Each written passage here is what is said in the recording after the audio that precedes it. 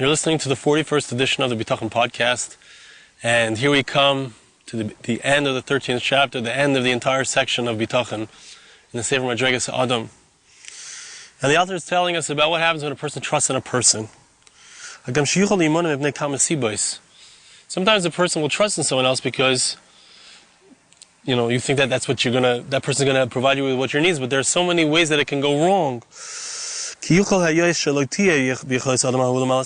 be that person doesn't have the ability to provide him with what he needs. And even if he has the ability, he doesn't know exactly the right way to give him what he needs, the right way to provide for him. Not everybody knows what's inside of the heart of another person. You can have someone who's very intuitive, who does have a sense. When it comes to helping somebody and giving them what they need, it's something that depends on a person's hearts, because some people need less, some people need more. It really depends on their feelings. We spoke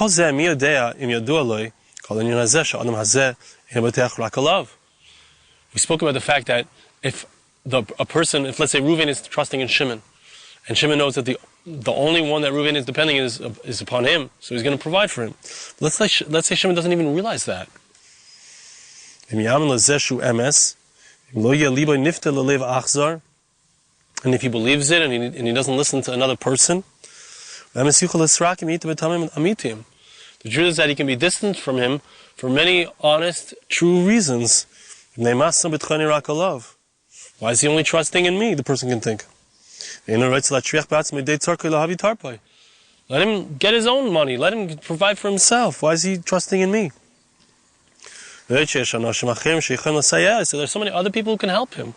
Why is he only depending on me? This kind of person who only trusts in one person is included in what our Chazal say, that somebody who doesn't have any wisdom, a person who's completely devoid of any understanding, you're not allowed to have compassion on him.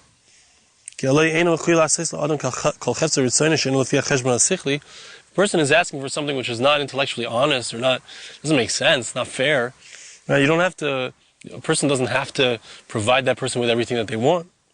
How many times do we say to our children, that's not a fair request? It's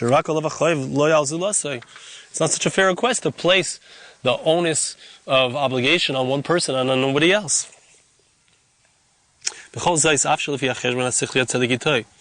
Now, the truth is that if we think about it intellectually, he's really right. He'll still have no choice. So even if the guy responds and says, I really can't do this, I really can't help you, it doesn't make sense for me to help you, I know that you have no one else to depend on, but you could depend on somebody else, doesn't matter. Shimon is going to will have no choice but to provide for him. If the person is really strong-willed, really on action, really stuck on it, you're the only one who's going to give me what I want, what I need, etc.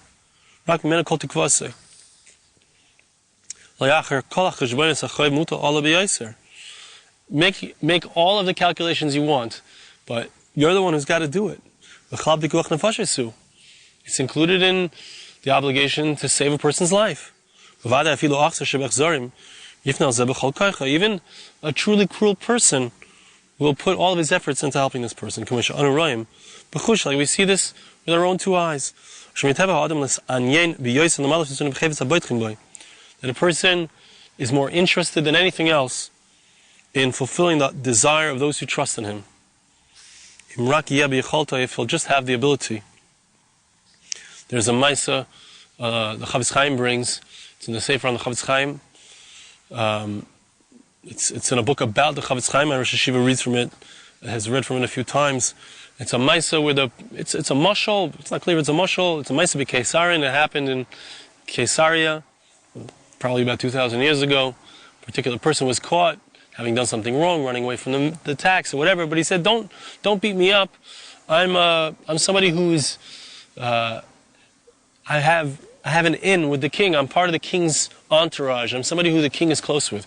As soon as the policemen heard this, so they backed off. They didn't touch him.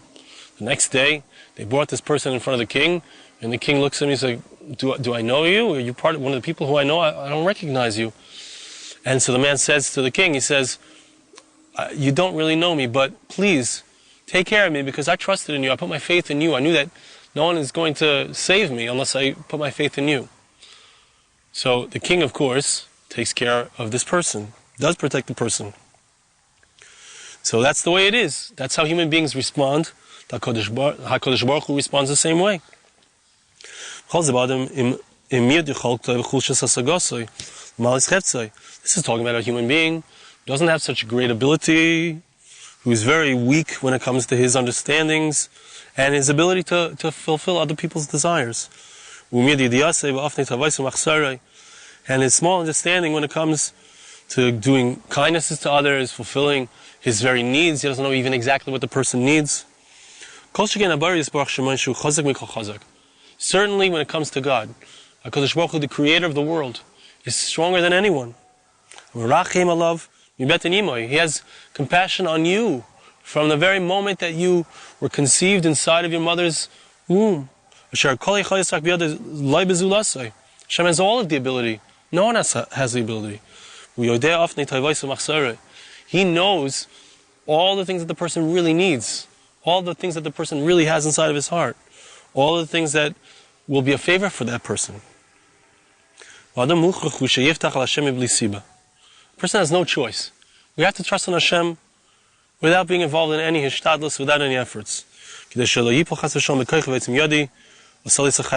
that we not fall into the trap of believing that it was my power, my efforts, my abilities that gave me this success. Like Rabbi Yisrael Salanter, the father of the Musar movement, who was the Rebbe of the Alter of Novardok, like he writes in his Sefer Even Yisrael, a person who does so much efforts, too much efforts, but even a lot of efforts, so he's included in those who deny God's existence. Because they're depending upon their own efforts. They're depending upon their own power. We understand from an intellectual perspective, if a person makes a fence for himself in order to be able to minimize his efforts completely, even if it's not absolutely the correct thing to do. But if we say, it's just like a person who's a Nazir, a person who's working on Kiddush, on holiness. So we say to him, stay far, far away. Don't even go in a field of grapes. Don't even go in a vineyard. If a person is doing that as well, I'm not going to do any ishtadlus. You know why? Because I know if I touch ishtadlus, I fall into the trap of believing that it's me. So the intellectual hechrech, we're forced to say intellectually that as we explained, that as we've gone through what happens when a person puts his complete trust in a person, that person has to help him. So even if it's, let's say, not the lechatchila way to go, it's interesting that he's saying it this way, but even if someone would say that, which is not, he's saying I don't believe that, but even if you would say that, still, Hashem has no choice, so to speak, but to provide you with what you need. The beautiful pasuk, one who trusts in Hashem is surrounded by kindness. Just as if you look around me, I'm surrounded by the beautiful nature of Hashem. Hashem saviv la'amoy. And the pasuk says, just thinking about it because he used the same language, a pasuk in Tehillim, Yushalayim arim savivla. Jerusalem is surrounded by mountains. I was noticing this, not this past Shabbos, but the Shabbos before I was in Yerushalayim visiting my parents. I went to the Kaisel. And surrounding Yerushalayim, it's awesome. I don't feel like I ever noticed it. There's the beautiful mountains surrounding the whole Yerushalayim. You see it from far away. You look beyond the Kaisel, you look to the right, if you're standing farther up, and you see the mountains surrounding. Hashem saviv la'amoy me'atav ha'olam. And just as the Yerushalayim is surrounded by the mountains, which represent protection and love and embrace, so too Hashem surrounds Am Yisrael, surrounds His nation. And Hashem surrounds us, as this pasuk says. The person who trusts in Hashem is surrounded. He's surrounded by mountains, the mountains of Hashem, the kindness of Hashem. The truth is that he has no other way. There's no one else really to depend on except for Hashem. Only God himself can fulfill that which he requests. Because he knows every detail of a person's sicknesses, of a person's spiritual sicknesses, physical sicknesses, the things that a person lacks. And he knows the cure, the personalized cure for that person. Even more than a person knows himself. All of the abilities are in his hands and nobody else. A person like this, a person who completely places his faith on HaKadosh Baruch Hu, doesn't do any hishtadlus, doesn't put in any efforts. So that person has the correct approach. So it's very clear, as we have shown, it's very clear that a person who puts his complete faith in HaKadosh Baruch Hu, his complete faith in God, so Hashem will give him all that he needs without any kind of efforts necessary on his part. If a person trusts in truth, truly trusts in Hashem, he doesn't try anything else. He doesn't look for anybody else to help him. He doesn't put in any other efforts. He doesn't believe that someone besides for God is going to provide for him.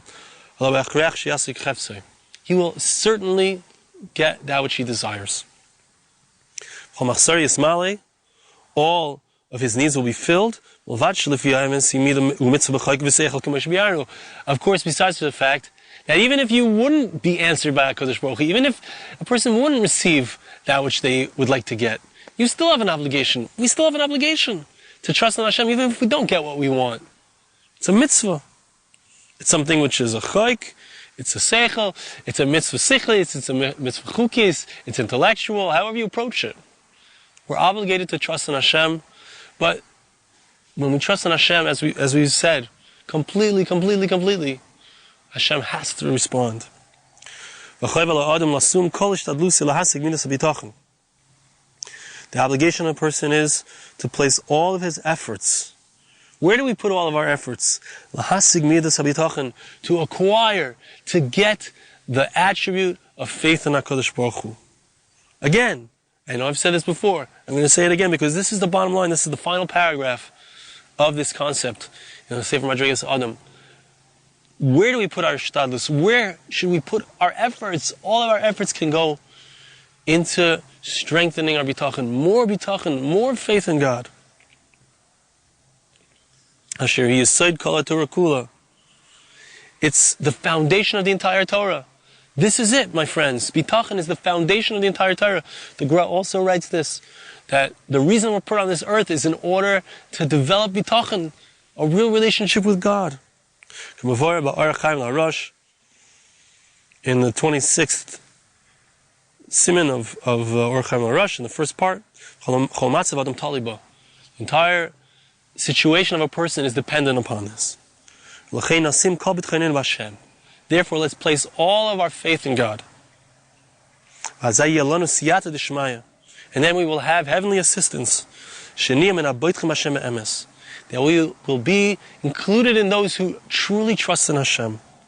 Like the pasuk says in Jeremiah chapter 17 verse 7, the famous pasuk, Baruch HaGever Asher Yiftach B'Hashem V'Haya Hashem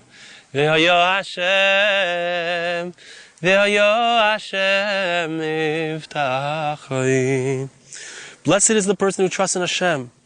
And when we trust in Hashem, the one who trusts in Hashem, Hashem will be his trust. Hashem will show that indeed when we trust in him, he can be relied upon. This means it means that when a person is meiser nefesh, he gives himself over to this mitzvah completely, to trust in Hashem. Oz yiyeloi ezer Hashem. Then he will certainly receive heavenly assistance, miraculous heavenly assistance. assistance. Sheyeh Hashem miftachoi, that God will be his trust. Hanu sheyeh min haboitchim Hashem be'emes. He will get the ability, Hashem will give him a siyata d'shmaya. I believe this is what he's saying here at the very end, that if you put all of your efforts in, of course, lo yalecham l'chalig more, we can't complete anything in the world. We can't even put our ishtadlus in properly to having bitachon. But if we do put as much of our kaiches in as possible, we put all of our efforts in, we do it for real, we really mean it, we really try all the way, really have bitachon, really we trust in Hashem. Hashem will help us, that we'll be able to completely trust in him, and Hashem will come through and give us all of our needs. So here we've completed this, and I invite you to send an email either to the Bitachon group at gmail.com or to Ari Goldwag, my email, arigoldwag@gmail.com. Join us. Baruch Hashem, we have a beautiful men's group, beautiful women's group, studying these things, working on these things together. I also invite you, if you have an idea of where we can continue, I have some ideas myself, but if you have an idea of where we can continue on, or you might be interested in hearing about more ideas of Bitachon, send an email there to that same email address. And thank you so much for listening, and we'll see you again next time.